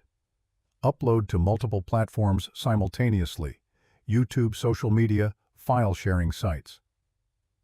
Even if Sterling takes us down, the recordings stay live. People can download and redistribute. Catherine and Marcus exchanged glances, recognizing the suggestion's merit, appreciating how a 12-year-old's native fluency with technology identified solutions their generation wouldn't have considered. That could work, but we need bandwidth we don't have. Station's satellite connection was designed for weather data, not streaming high-quality audio to multiple platforms. My phone's got 5G when there's signal, and I brought portable hotspot for gaming. If we can get line of sight to the valley, might be enough bandwidth. The kid's thinking tactically. I'm impressed. Cole moved to the window, scanning terrain for positions that might offer cellular signal without exposing them to incoming fire. There's a ridge 200 yards northeast. Elevation and angle should give clear shot to the valley towers, but it's exposed. Anyone standing there will be visible to thermal optics. I'll go. Tommy's voice carried determination that surprised Marcus, young courage asserting itself when circumstances demanded contribution. No, absolutely not. I'm the only one who knows how to set up multi-platform streaming fast enough to matter, and I'm smallest harder target, can use cover adults can't fit behind. This is what I can do. Let me do it. The logic was sound and infuriating, simultaneously forcing Marcus to choose between keeping his grandson safe and leveraging the boy's unique capabilities for mission success. The calculus felt wrong, regardless of which option he selected. No formula that balanced family obligation against tactical necessity. Sarah would never forgive me if something happened to you. Mom would never forgive you if we had the chance to finish this and didn't take it because you kept me safe instead of letting me help.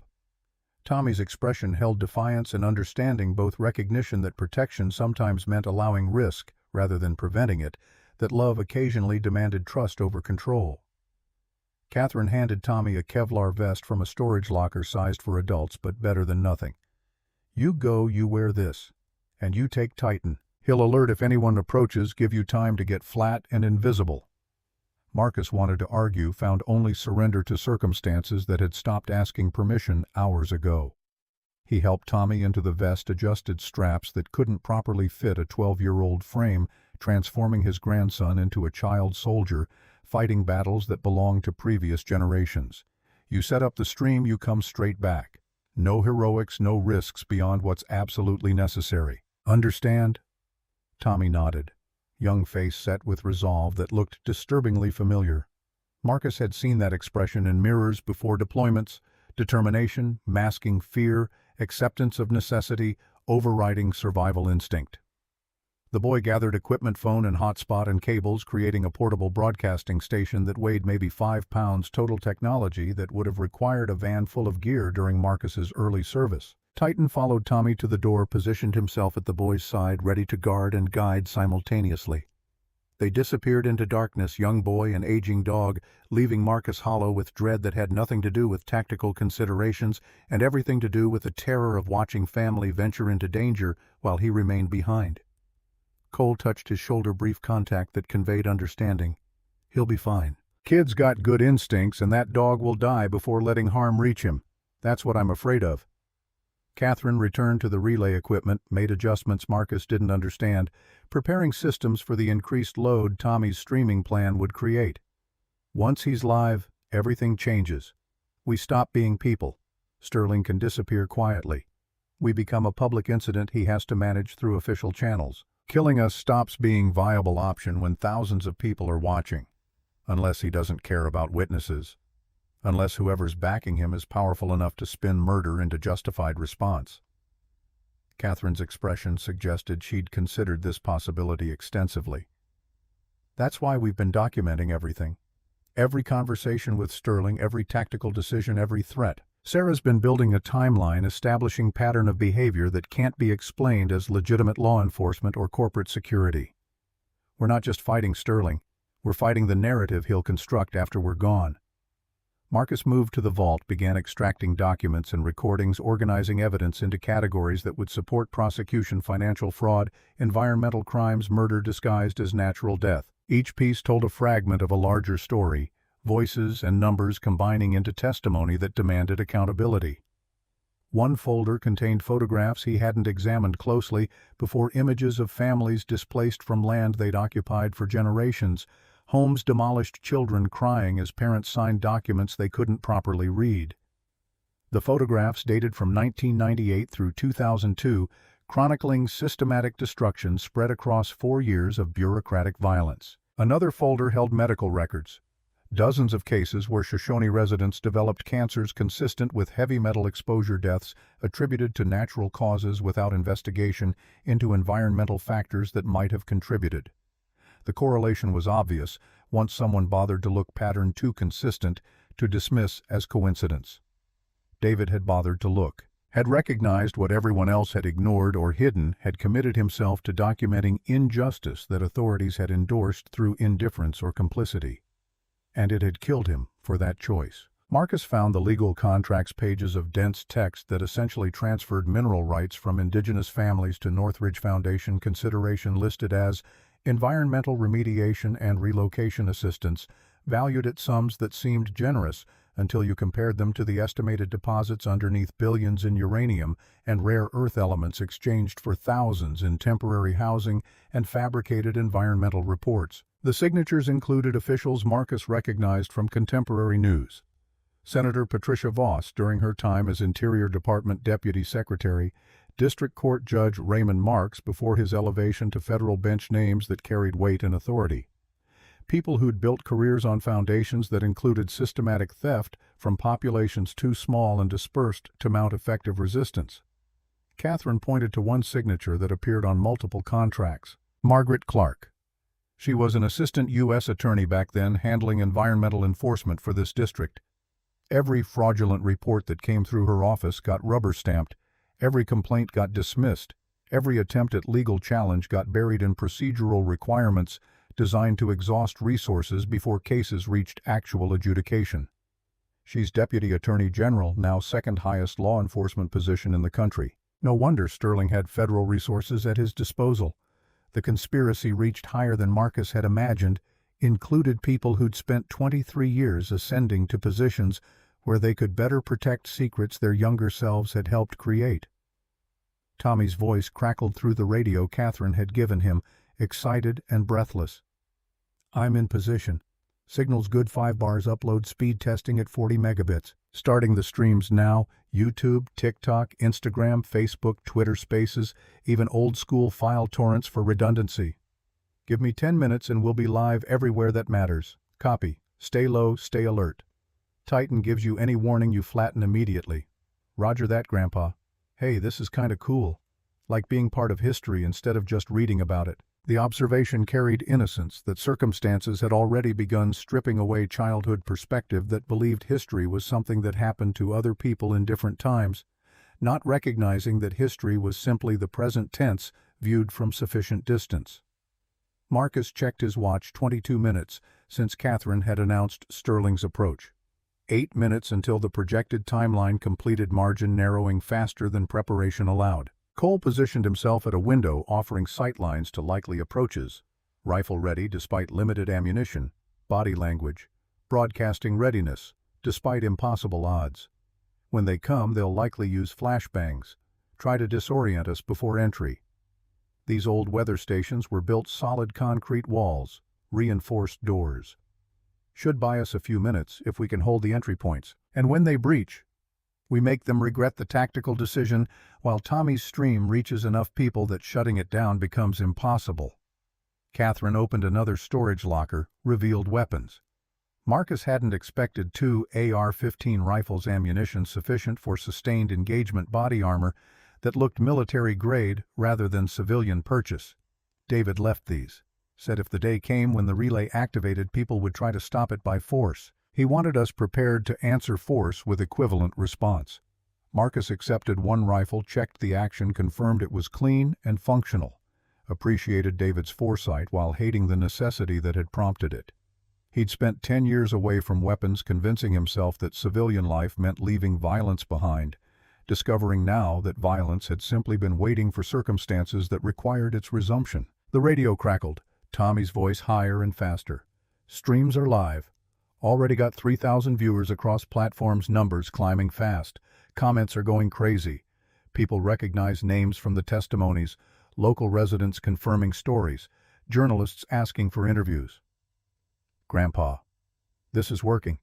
Marcus felt something shift, weight he'd carried since David's death, adjusting incrementally, not disappearing but redistributing in ways that made bearing it possible. They'd achieved part of what David had died attempting, making the truth impossible to ignore, forcing it into public consciousness, where silence could no longer contain it. Movement outside drew Marcus's attention, figures approaching from multiple angles, coordinated advance that demonstrated professional training. He counted 8 distinct shapes, thermal silhouettes visible through windows, men spreading into positions that would allow crossfire and eliminate safe zones. Sterling's voice boomed through a megaphone, amplified authority attempting to assert control. "This is your final warning. We have authorization from the U.S. Attorney General's office to enter this facility and recover stolen federal property. Surrender now and we can resolve this without violence. Resist and you'll be treated as hostile combatants engaged in domestic terrorism." The threat was calculated, designed to intimidate and provide legal cover for whatever followed, transforming victims into aggressors through vocabulary that reversed moral positions. Catherine keyed her radio broadcasting on frequencies she knew Sterling's team monitored. "This is Catherine Torres, property owner and operator of Skybridge Station. I have not consented to entry. Any breach of this facility constitutes trespassing and home invasion. I am armed and will defend my property under Wyoming Castle Doctrine. Your move, gentlemen." The radio silence that followed carried weight. Sterling processing this complication, adjusting his approach to account for legal frameworks he'd hoped to bypass. Tommy's voice interrupted, urgent and afraid. "Grandpa, there's 2 guys climbing the ridge behind me." Titan's growling. "I think they're trying to flank my position. Get back to the station, now. Leave the equipment, we'll maintain the streams from here." "But that's not a request, Tommy." "Move." Marcus heard scrambling sounds through the radio. Tommy's breathing, harsh with exertion and fear. Then gunfire. 3 shots, unmistakably rifle reports close enough to Tommy's position that Marcus's heart stopped briefly before the boy's voice returned. "I'm okay." They shot at Titan but missed. "We're running almost to the tree line." The transmission cut off mid-sentence, replaced by static that conveyed nothing except the absence of information. Marcus moved toward the door without conscious decision, operating on instinct that demanded he protect family regardless of tactical considerations. Cole blocked his path, physically restraining him. "You go out there now, you get killed and accomplish nothing." "Tommy knows the terrain, he's got Titan, he's moving toward us. Let him get close before you expose yourself." Every second of waiting felt like betrayal, choosing mission over family, repeating the pattern that had defined his relationship with Sarah, with his father, with everyone he'd supposedly loved while actually serving other priorities. The door burst open, Tommy stumbling through with Titan immediately behind, both alive and apparently unharmed. Marcus grabbed his grandson, checked for injuries with hands that shook, confirmed the boy was intact despite the terror still visible in his eyes. "They shot at us. Actual bullets. I didn't think they'd really shoot at a kid." The innocence in that statement broke something in Marcus' recognition that his grandson had just learned a lesson that would mark him permanently, that adults could be monsters, that rules didn't protect the vulnerable, that survival sometimes meant accepting cruelty as operational principle rather than aberration. Titan wasn't unharmed. Blood matted his shoulder, dark stains spreading through black and tan fur wound that looked serious despite the dog maintaining mobility. "He jumped in front of me when they fired. Took the bullet meant for me." Marcus knelt beside Titan, examined the injury with hands that had treated combat wounds on humans and animals. Both identified it as through and through missing bone, but causing significant tissue damage. The dog whined softly, pain breaking through stoicism, looking at Marcus with eyes that held trust despite every reason to expect betrayal. "We need to get him stabilized. Kits in the supply cabinet, basic field medicine, but should be sufficient to stop the bleeding." Catherine was already moving, retrieving medical supplies, while Marcus applied pressure to Titan's shoulder. Feeling warm blood pulse against his palm, life literally draining through his fingers. The dog had saved Tommy, had positioned himself between the boy and incoming fire, absorbing violence intended for human flesh, choosing to protect despite no obligation beyond loyalty that transcended self-preservation. Marcus had spent 23 years running from obligations, avoiding commitments that might demand sacrifice, protecting himself from the pain that came from caring too much about outcomes beyond his control. Titan had spent those same years demonstrating the alternative, staying regardless of cost, protecting without calculation, loving with totality that couldn't be diminished by fear or pain or approaching death.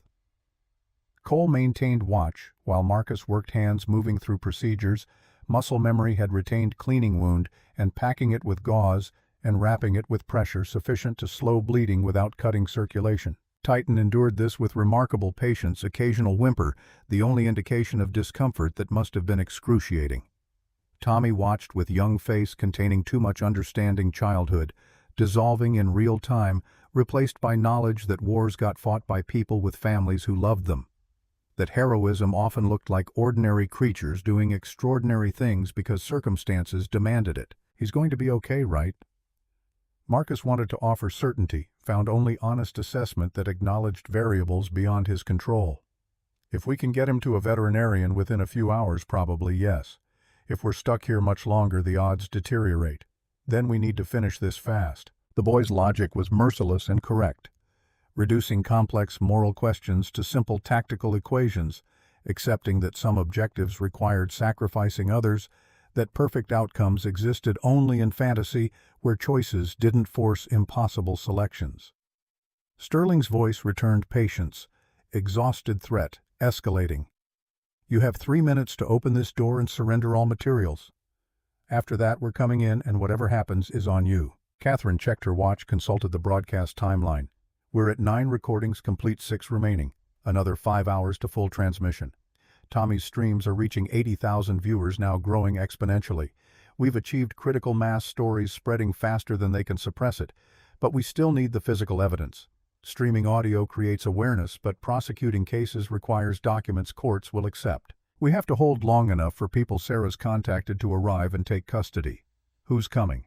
FBI agents from the Denver field office, ones Sarah vetted as clean, not compromised by the people we're exposing. ETA was 2 hours when I last checked 40 minutes ago. We need to hold for another hour and 20 minutes. Sterling's not going to give us that long. Then we convince him the cost of breaching exceeds the value of what he'll gain. Marcus returned to the window, observed Sterling's positioning, recognized the deployment pattern, standard dynamic entry formation designed to overwhelm defensive positions through speed and concentrated firepower tactics that worked against disorganized resistance but could be countered by prepared defenders who understood the principles. He's got 8 men in assault positions, probably holding 4 in reserve for second wave or to seal perimeter. They'll breach simultaneously from front and rear, use flashbangs to disorient, then flood the interior before we can establish effective defensive fire. Can we stop them? No. But we can make the attempt costly enough that he reconsiders the approach. Marcus positioned furniture to create improvised barricades, funneling potential entry points into kill zones where concentrated fire would maximize casualties against attackers. Cole understood, immediately began reinforcing Marcus's work, building a defensive network that transformed the station from simple shelter into fortress that would extract blood payment for every foot of ground gained. Catherine secured the vault in a reinforced cabinet, locked it, pocketed the key. Even if they breach, they don't get the evidence without going through me. And I'm old enough that dying for something that matters sounds better than dying for nothing in some hospital bed. Marcus recognized the resolve, had heard it in David's voice before that final flight determination that transcended self-preservation, commitment to purposes larger than individual survival. Tommy huddled with Titan in the most protected corner, streaming equipment still active, maintaining the broadcast that now reached hundreds of thousands of viewers, amplifying voices. David had died protecting, creating permanent record that couldn't be erased even if everyone in this station was killed.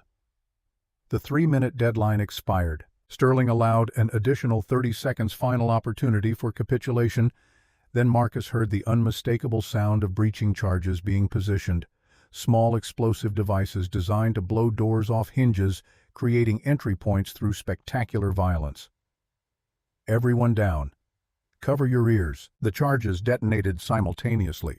Twin thunderclaps that shook the building's foundation, compressed air slamming through interior spaces, sound and pressure combining into assault on senses that left ears ringing and vision swimming. Marcus forced himself upright despite disorientation, acquired the first target through windows, as Sterling's men poured toward the breached openings, fired controlled bursts that dropped the lead assaulter, bought seconds that felt like hours, forced the others to reconsider their approach velocity. Cole engaged from the opposite window, rifle reports deafening an enclosed space, adding his fire to Marcus's, creating crossfire that transformed the entry points into lethal funnels where exposure meant injury or death.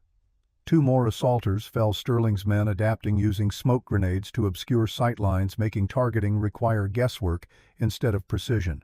Marcus fired into the smoke, hoping volume would compensate for accuracy, aware that his ammunition was finite and Sterling's patience was not. Catherine's shotgun boomed, close-range weapon, devastating against targets that made the mistake of entering her effective range buckshot pattern, spreading to maximize hit probability, turning confined spaces into meat grinders that no amount of body armor could fully protect against. The assault stalled, Sterling's men regrouping, casualties exceeding projections, discovering that overwhelming civilian resistance required tactics they'd assumed wouldn't be necessary. Tommy's voice cut through the chaos, young and terrified but functional. Streams are at 400,000 viewers. CNN picked up the story. They're broadcasting live, helicopters on the way. Sterling can't hide this now. The information should have felt like victory. Instead, Marcus recognized it as escalation.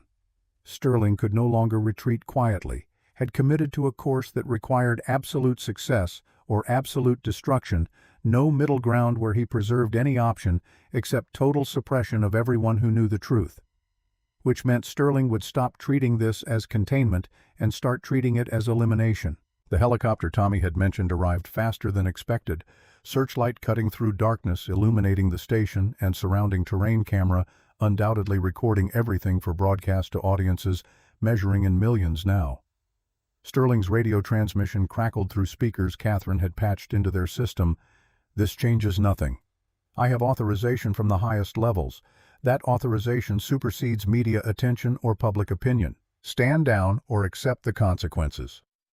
but the voice carried strain that hadn't been present before recognition that his position had deteriorated from tactically superior to politically exposed, that victory now required explanations that might prove harder to construct than the operation itself.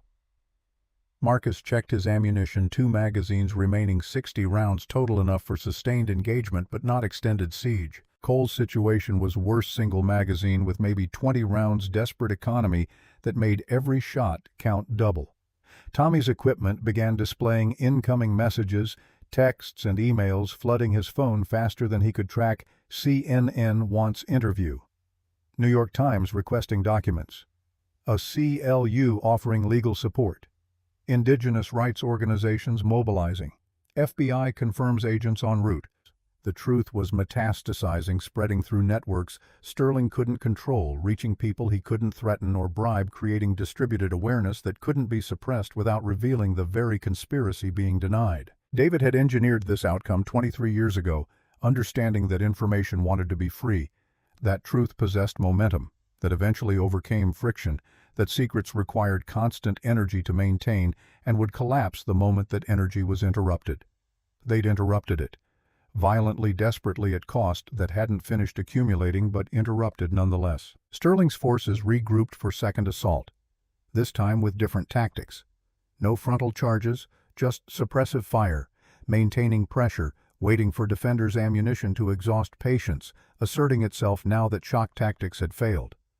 Marcus calculated the timeline: FBI arrival in approximately 70 minutes. Ammunition exhaustion in approximately 40, gap that required solutions he didn't possess. Catherine had been monitoring communications, now looked up with expression combining hope and horror. Deputy A.G. Clark just issued a statement. Claims this station is harboring domestic terrorists who stole classified national security materials. She's authorized federal agencies to assist in recovery using any necessary force. This isn't just Sterling anymore. This is official government position. The revelation landed with sick inevitability. Of course they'd escalate to federal response. Of course they'd use national security as justification. Of course they'd transform victims into threats and crimes into patriotism. Tommy's streaming equipment captured everything: millions of viewers watching government forces prepare to assault a weather station containing an old woman, a veteran, a child, and a wounded dog, all defending evidence of crimes committed by the people ordering the assault. The optics were terrible for Sterling and Clark, which meant they had to ensure no one inside survived to provide contradicting narrative. Marcus met Catherine's eyes, saw the same recognition reflected there. They'd achieved their objective of exposing the truth, but the cost was going to be measured in lives rather than careers. The universe had a cruel sense of balance, demanding payment for every victory, ensuring that justice and survival rarely occupied the same outcome. Titan struggled to his feet, despite his injury, moved to the door, took up position between the entry point and Tommy, assuming guard duty that his body could barely maintain loyalty, overriding physiology's limitations. Marcus knelt beside the dog, placed his hand on Titan's head, felt the warmth and solidity that had been constant through 15 years of companionship. "You've done enough, boy. You can rest now." But Titan didn't rest. Couldn't rest. Wouldn't rest while threats remained and Pack needed protecting, while duty demanded service and trust demanded reciprocation.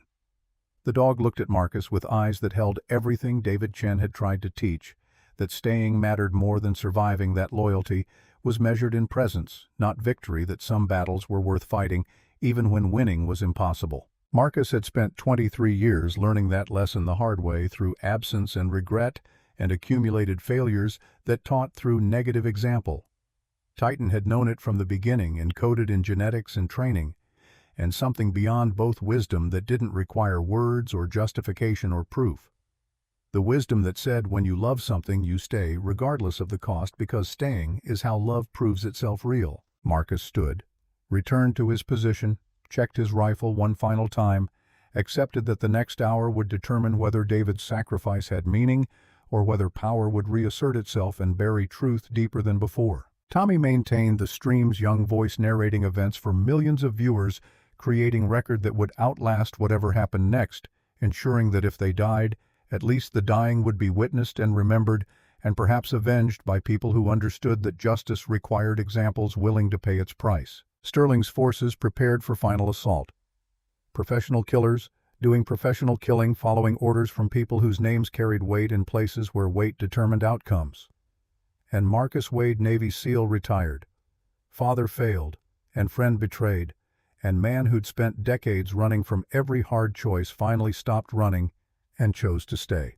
Because some missions don't end when you leave the battlefield. They wait patiently for you to grow strong enough to finish what you started, to become the person you were always supposed to be, to learn that courage isn't the absence of fear, but the decision to act despite it. The floodlights cut out suddenly, plunging everything into darkness that night vision would penetrate, but human eyes could not. Sterling's voice one final time, carrying finality that made negotiation obsolete. "Last chance. Send out the boy and the evidence. Everyone else can live." Marcus's response was the sound of his rifle's action cycling, chambering the next round, answering diplomacy with the only language tyranny understood. Then the assault began in earnest, and the choices people made 23 years ago came due with interest that compounded until payment exceeded anyone's ability to calculate.